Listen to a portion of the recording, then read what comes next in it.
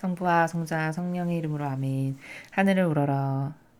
사랑할 하나님 아버지 뜻 안에서 스승이신 예수님과 도움이신 성령님과 사랑할 성모님과 성유세 아버지와 성미카엘 대천사와 하늘의 모든 거룩한 천사들과 성인들의 정보를 청하며 기도드립니다. 사랑할 아버지, 온 인류의 인성을 끌어모아 안음으로써 그리고 그들의 모든 인성을 예수님과 어머니 하나 되신 성심을 통해 아버지 뜻의 봉헌드림으로써 그들이 다 드리지 못한 사랑, 아버지께서 마땅히 받으셔야 할 권리들, 그리고 아버지만이 받으셔야 될 찬미와 영광과 영예와 흠숭과 감사, 그 모든 것들을 저희 사명이 그 온 인류를 대신하여 예수님과 어머니의 정신세계 안에서 배상과 보속을 드립니다. 또 그 모든 것들을 아버지만이 받으셔야 될 것들을 예수님과 어머니의 정신세계 안에서 두 분의 하나 되신 성심 안에서 모두 봉헌드립니다. 아버지, 그저 상처받으시는 모든 마음에 늘 위로를 받으시기를, 정말 한없이 미약하기 일데 없사오나 아버지께서 언제나 위로만 받으시기만을 갈망합니다. 또 아버지께서 이 역겨운 인간의 제도와 전통이 만들어 놓은 쓰레기와도 같은 이런 모든 인간을 지배하고 통치하는 이런 악의 세력을 다 짓밟으시고 흩으시고 골통을 부숴버리시고 숨통을 끊어놓으시면서 이제 아버지의 뜻만이 대한민국과 온 인류를 다스려 주시옵기를, 그날이 하루빨리 오기를 갈망으로 청원드립니다. 우리 주 그리스도를 통하여 비나이다. 아멘. 성부와 성자와 성령의 이름으로 아멘. 여러분 안녕하십니까? 하느님의 뜻 선교의 윤피아수녀입니다. 오늘도 아버지께서 주신 성경 말씀을 통해서 우리의 정신세계를 병들고 썩고 신적인 것과는 완전히 다른 우리의 정신세계의 그 잘못된 마귀적 사고방식을 도려내서 새로운 신적인 것으로 재창조시키는 그런 시간이 되었으면 좋겠습니다. 함께 성경 말씀 보시겠습니다. 2020년 1월 14일 연중 제1주간 화요일입니다. 제1독서 사무엘기 상권 1장 9절에서 20절까지 말씀입니다. 그 무렵 실로에서 음식을 먹고 마신 뒤 한나가 일어섰다. 그때 엘리사제는 주님의 성전 문설주 곁에 있는 의자에 앉아 있었다. 한나는 마음이 쓰라려 흐느껴 울면서 주님께 기도하였다. 그는 서원하며 이렇게 말하였다. 만군의 주님, 이 여종의 가련한 모습을 눈여겨보시고 저를 기억하신다면, 그리하여 주님 여종을 잊지 않으시고 주님 여종에게 아들 하나만 허락해 주신다면 그 아이를 한평생 주님께 바치고 그 아이의 머리에 면도칼을 대지 않겠습니다. 한나가 주님 앞에서 오래도록 기도하고 있는 동안에 엘리는 그의 입을 지켜보고 있었다. 한나는 속으로 빌고 있었으므로 입술만 움직일 뿐 소리가 들리지 않았다. 그래서 엘리는 그를 술 취한 여자로 생각하고 그를 나무라며 언제까지 이렇게 술에 취해 있을 참이요? 술 좀 깨시오 하고 말하였다. 그러자 한나가 이렇게 대답하였다. 아닙니다, 나리. 포도주나 독주를 마신 것이 아닙니다. 저는 마음이 무거워 주님 앞에서 제 마음을 털어놓고 있었을 따름입니다. 그러니 주님 여종을 좋지 않은 여자로 여기지 말아 주십시오. 저는 너무 괴롭고 분해서 이제껏 하소연하고 있었을 뿐입니다. 그러자 엘리가 안심하고 돌아가시오. 이스라엘 하느님께서 당신이 드린 청을 들어주실 것이요 하고 대답하였다. 한나는 나리께서 주님 여종을 너그럽게 보아주시기 바랍니다 하고는 그 길로 가서 음식을 먹었다.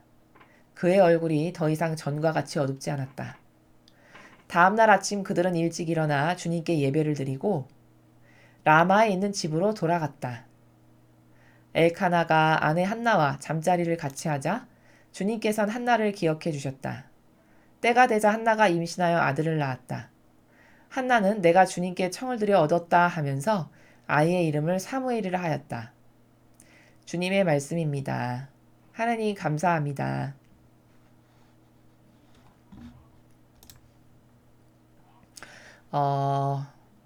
오늘 우리는 어제에 이어서 사무엘기 상권을 지금 함께 보고 계십니다. 드디어 한나의 청원이 이루어진 그 기적적인 하느님께서 베푸신 놀라운 기적의 장면을 우리가 지금 목격하고 있습니다. 자, 우리는 어제 한나와 푸닌나를 통해서 그 인간이라는 그 한계적 존재가 어떤 마귀에 잘 당하는가 푸닌나를 살펴봤을 때 인간은 자기가 가진 걸로 오히려 더 겸손하고 주님께 감사드리는 마음으로 살아가야 되는데 그것을 그렇게 겸손하고 아버지께서 주신 축복을 잘 보존하기 위한 다소곳한 나라의 마음에서 살기보다는 항상 가진 것으로 자만하고 의시되다가 결국 그 영혼은 패망한다. 이걸 푸니나를 통해서 어제 복음에서 1독서에서 확인할 수 있었습니다. 그리고 한나는 그토록 핍박받는데도 불구하고 불평불만을 하거나 남편에게 역성 들어달라고 어떤 그 여자에 대한 험담을 하거나 이런 걸 전혀 하지 않았죠. 진짜 모든 것을 수용하고 받아들이는 마음으로 겸손하고 겸허하게 항상 자신이 있어야 될 나라에서 그 위치에서 다소곳이 있으면서 기도를 주님께 열심히 드리는 이런 나라에서 한나가 살아갔다라는 그 정신이 참으로 그렇게 훌륭했다라는 것을 우리는 발견할 수 있었습니다. 오늘은 그 장면에 이어서 이제 드디어 하느님께서 한나의 그런 고통의 마음에 고통의 기도에 응답을 하시는 부분입니다. 자, 한나와 같이 했기 때문에 응답받을 수 있었다라는 것을 오늘 우리가 발견해야 됩니다. 도대체 한나는 어떤 정신의 나라에서 무엇을 했기에 응답을 받았는가? 자, 한나의 갈망을 한번 보세요, 여러분.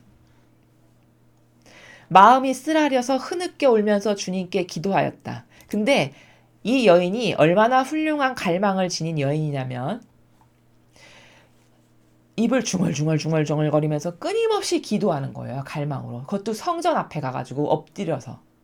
그래서 오죽하면 이때 사제가 엘리였는데 엘리가 하도 이상하니까 맨날 중얼중얼거리는 여자가 하나 있으니까 그 한나가 얼마나 그렇게 갈망이 크면 그렇게 성전에 와가지고 얼마나 빈번하게 와서 기도를 했으면 술 취한 여자가 저렇게 맨날 와가지고 술주정이나 하고 미쳤구나 이렇게 생각해가지고 엘리가 충고를 하잖아요. 오죽하면. 그 정도로 한나의 갈망이 뜨겁고 열정적이고 항구했다는 걸 알 수 있죠. 끊임없이 아버지께 갈망으로 기도한 거예요. 그러니까 이 여인의 속성이 참 훌륭한 것이 무엇이냐면 보통 천박하고 저급한 여자라면 이런 상황에서 머리끄댕이 잡고 싸우거나 그 푸닌나라는 여자랑 혹은 남편에서 가서 잃르거나 아니면 뭐 기타 등등의 자기도 뭔가 액션을 취하는 이런 저급한 나라에서 반향했을 여자들도 숱합니다. 그쵸? 근데 한나는 절대 그렇게 안 했어요. 자신이 처한 그 상황을 그대로 받아들이고 수용하고 아버지께서 허락하신 이 모든 고통을 진실로 받아들였습니다. 그리고는 뭐만 했냐? 아버지께 고해드리는 것만 계속해요. 갈망으로 뜨거운 기도를 저에게도 좀 허락해달라고 계속 항구하게 열정적으로 했던 여인이라는 것을 이 엘리의 반향을 봉해서 우리는 알 수 있죠. 그러니까 어떻게 될까요? 결국 여러분 영적인 세계에서 많은 원리 중에 이런 게 있습니다. 갈망은 하느님의 능력을 끌어들이는 힘이다. 이게 영적인 세계의 수많은 원리 중에 하나거든요. 그러니까 그 케이스를 성경의 다른 어느 부분에서도 볼 수 있냐면 야곱을 보세요.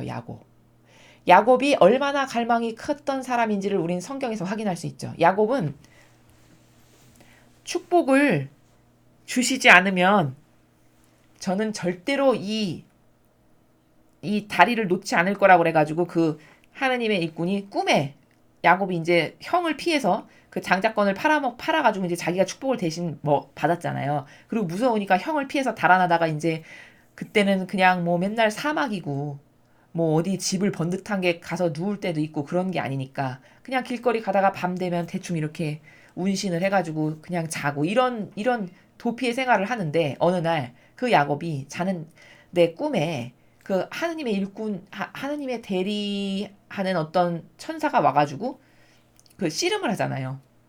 근데 이 야곱이 얼마나 갈망이 뜨거웠냐. 그가 축복 안 해주시면 이거 절대 안 놓을 거라고 끝까지 놓지 않고 질기게 잡으니까 그 사람이 그렇게 하다가 환도뼈가 부러지죠. 그리고서는 끝내 축복을 얻어내고야 말죠.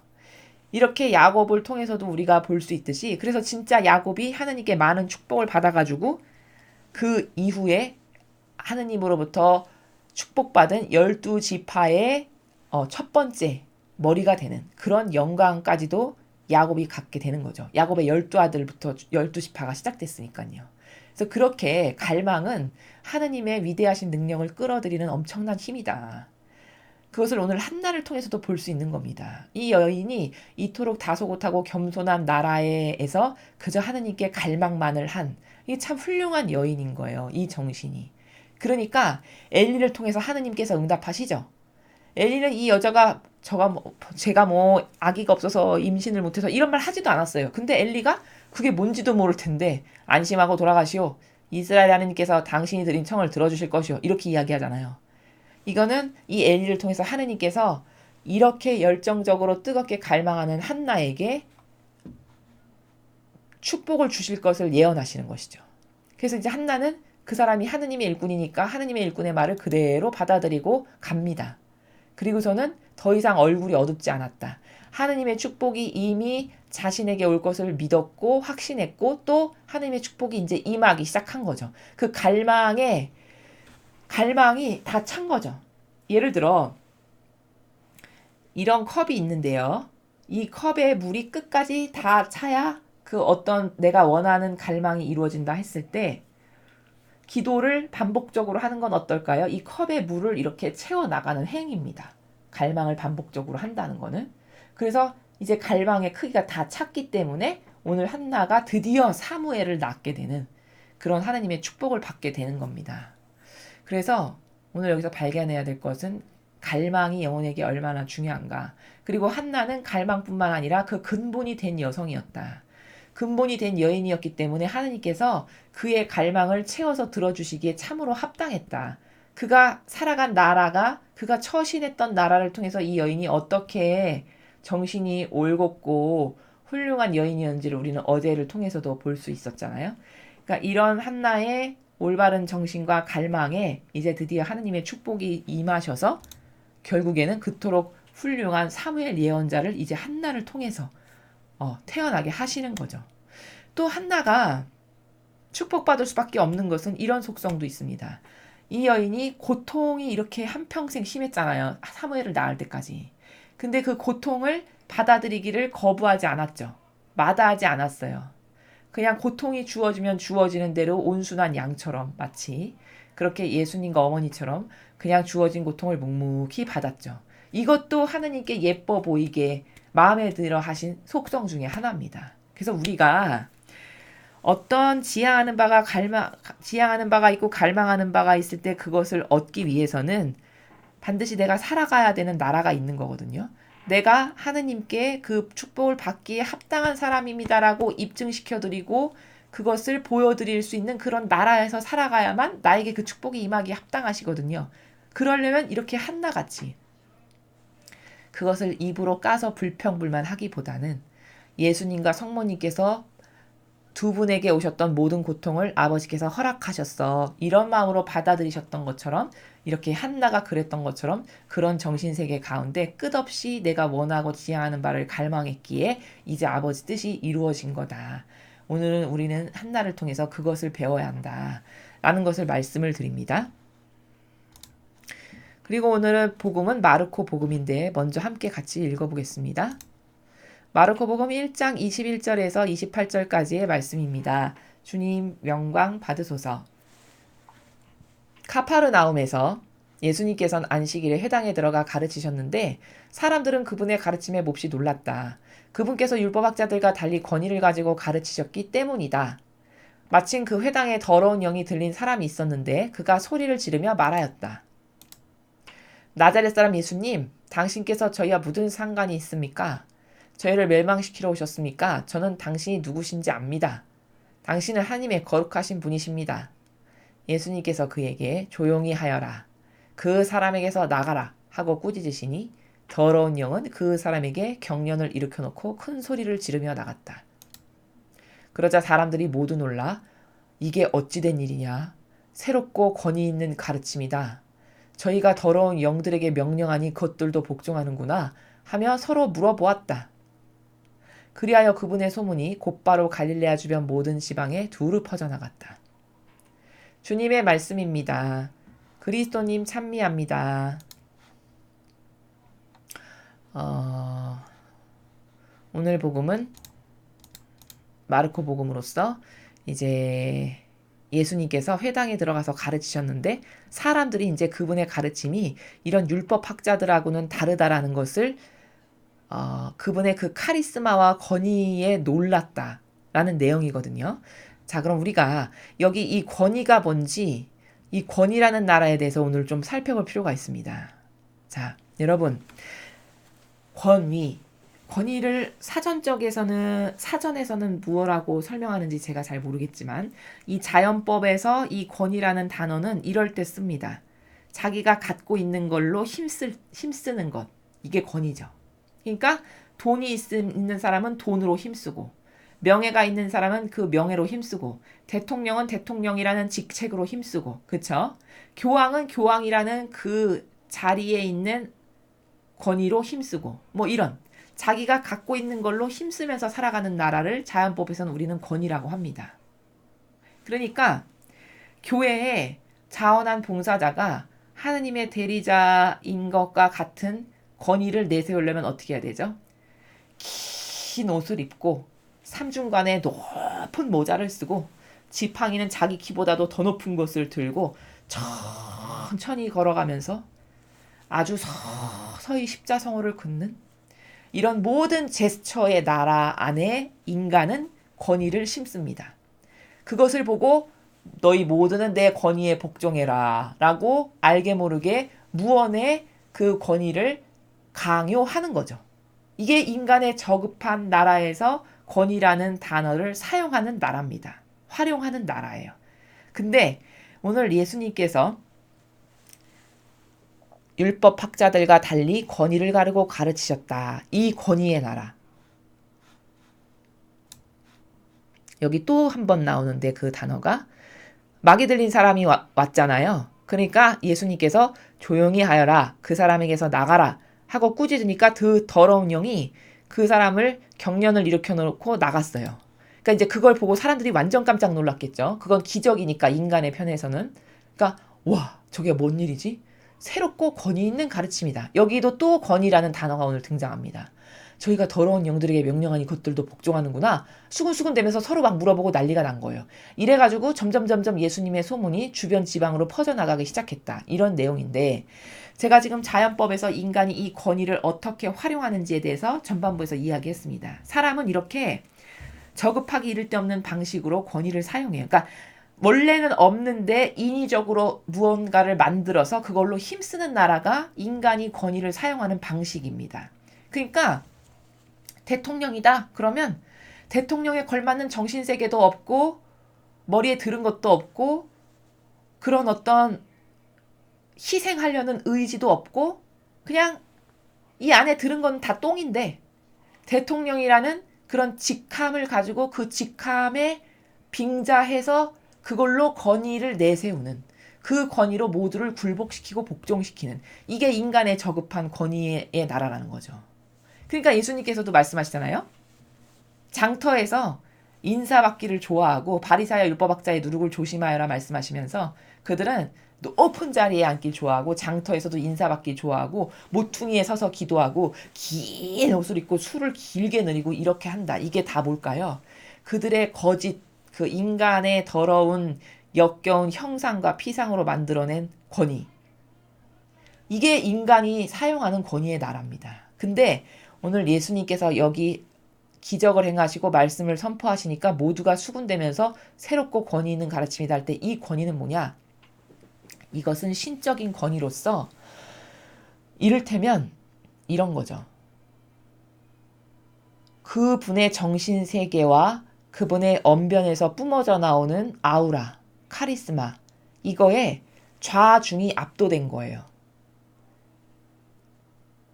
그리고 영마저도 마귀 영이 한 영혼에게서 나가는 이런 인간은 할 수 없는 신만이 가능하신 이런 사실적인 것들을 보면서 사람들이 자기도 모르게 그 힘과 그 카리스마와 그 아우라에 압도당해가지고 자기도 모르게 그 거룩하신 영 앞에 겸허해지고 겸손해질 수밖에 없게 만드는 인간을 바로 이게 신적인 권위입니다.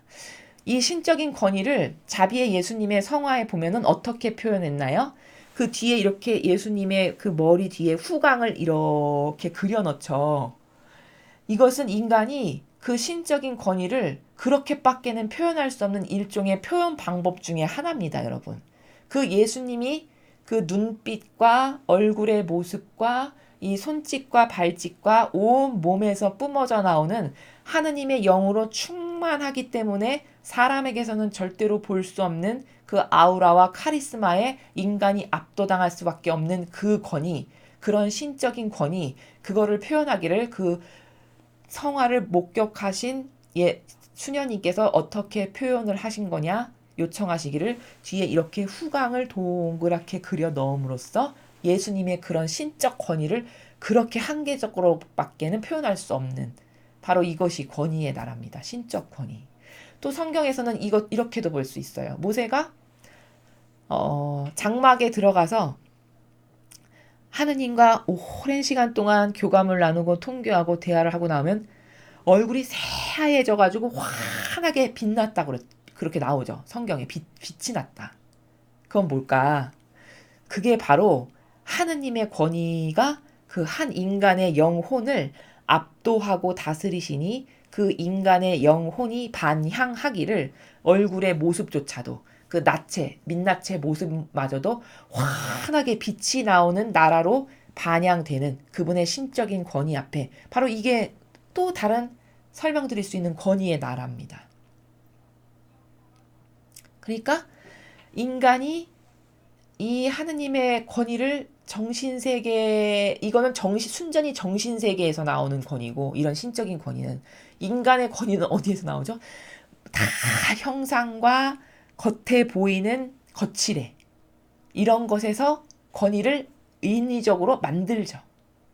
이렇게 인간이 권위로서 힘써가지고 남을 찍어 누르고 다스리려고 하는 이런 권위는 다 뭐냐? 이건 다 형상과 피상과 눈에 보이는 것에만 힘을 줌으로써 이렇게 하는 것이다. 그러나 예수님이 오늘 모든 군중이 놀라서 자기도 모르게 스스로 복종할 수밖에 없는, 여기에 순종해서 다소곳해질 수밖에 없는 이 권위는 뭐냐? 이것은 신적인 권위로서 하느님의 영이 너무 충만하시다 못해 여러분 마음에 담고 있는 게 뿜어져 나오기 마련이잖아요. 정신과 마음에 담고 있는 걸 뱉어내기 마련입니다. 그것 이상은 나올 수가 없는 거예요. 그쵸? 그러니 하느님의 영으로 가득하시니 그 하느님의 영이 뿜어내시는 아우라와 카리스마를 온 좌중이 그 카리스마와 아우라에 압도되는 거죠. 하느님의 영에. 바로 그게 예수님이 오늘 이 군중에게, 이 마귀를 내쫓고 복음을 선포하시는 이 군중에게 뿜어내신 카리스마와 아우라를 통해서 느낄 수 있는 권위입니다. 그러니까 이거는 절대 인위적으로 만들거나 흉내낼 수가 없는 권위예요, 사실. 이런 권위는 어떨 때에만 가능한가? 이 정신세계에서 살 때만 뿜어져 나오는 권위이기 때문에 이 정신세계를 구현했을 때만 가능한 겁니다. 그럼 복종하지 말라 해도, 순종하지 말라 해도 피조물은 이 권위 앞에 당연히 복종하고 순종할 수밖에 없어요.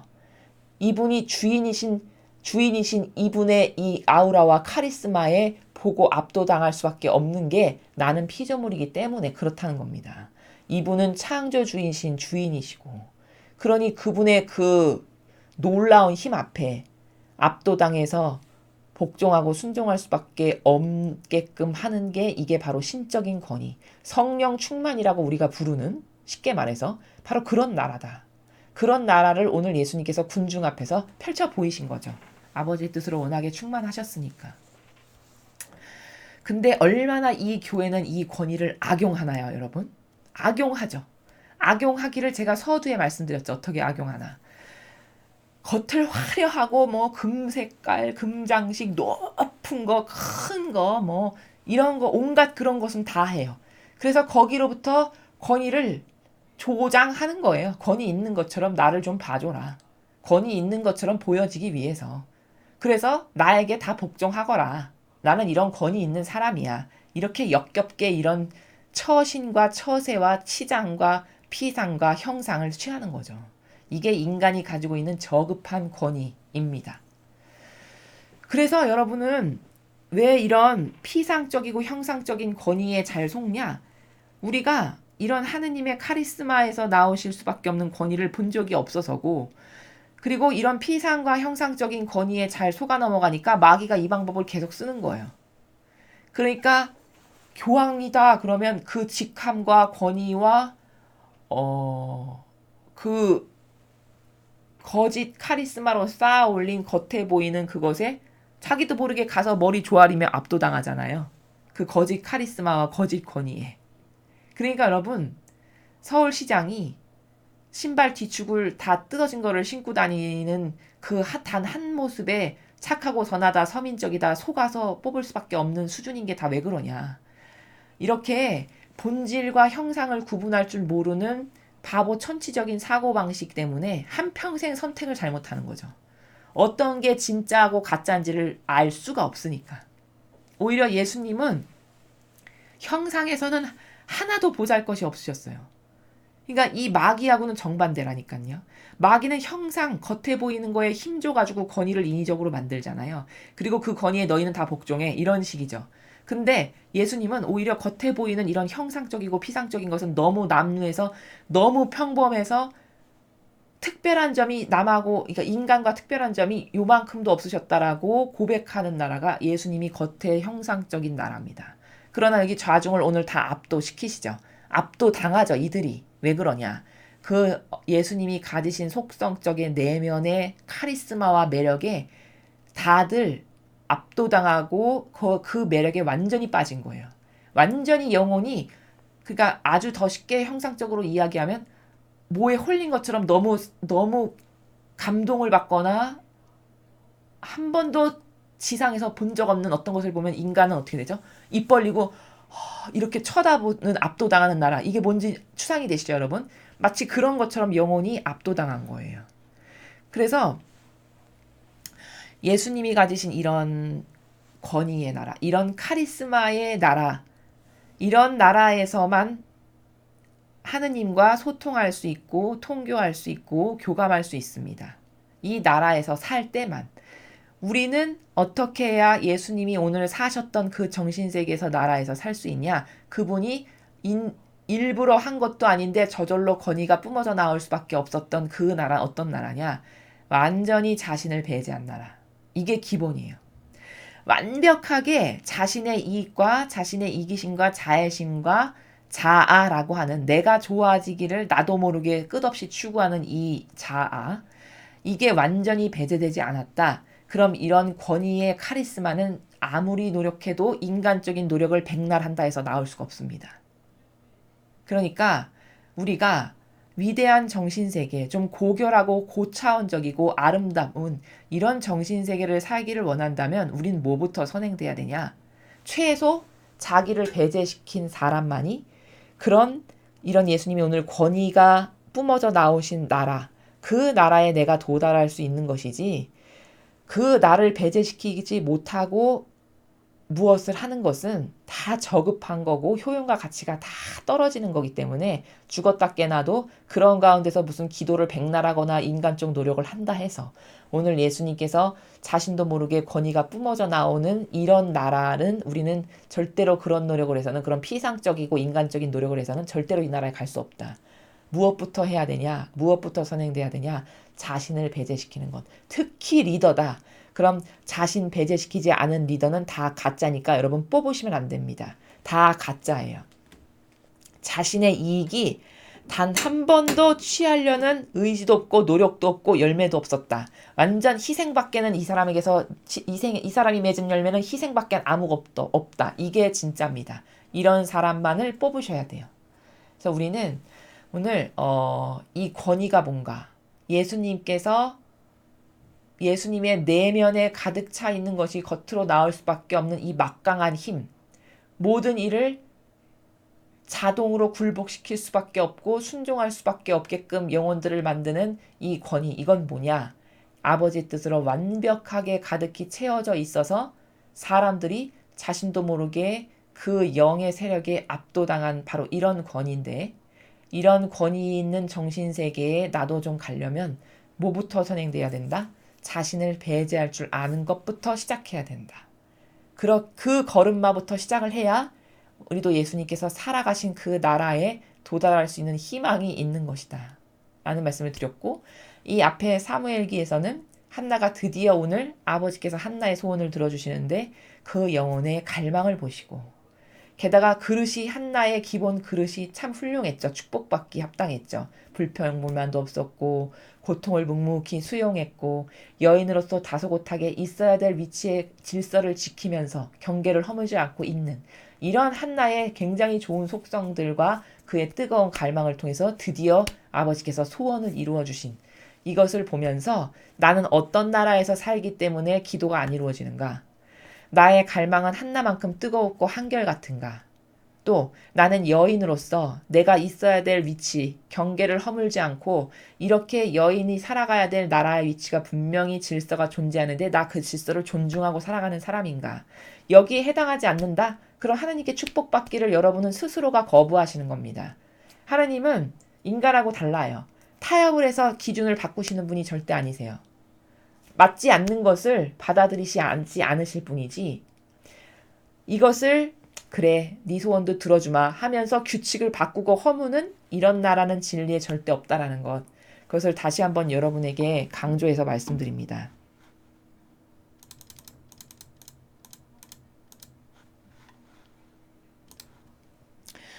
오늘도 아버지께서 주신 말씀을 통해서 우리는 많은 것들을 신적인 질서와 경계의 나라를 지금 배웠는데요. 그것과 다른 나의 모습이 있다면 더 적극적으로 버리고 고쳐서 아버지께서 나에게도 이런 한나와 같은 은총을 주시기에 합당한 영혼이 되도록 또 예수님께서 살아가신 그 고결하고 아름다운 정신세계 그 정신세계에서 나도 살아갈 수 있도록 내가 진리와 다른 나의 모습을 열심히 버리고 거부하고 객관화를 시켜서 훌륭한 아버지 마음에 드는 인격의 내가 되기를 여러분 모두가 그렇게 되시기를 또한 오늘도 기도드립니다.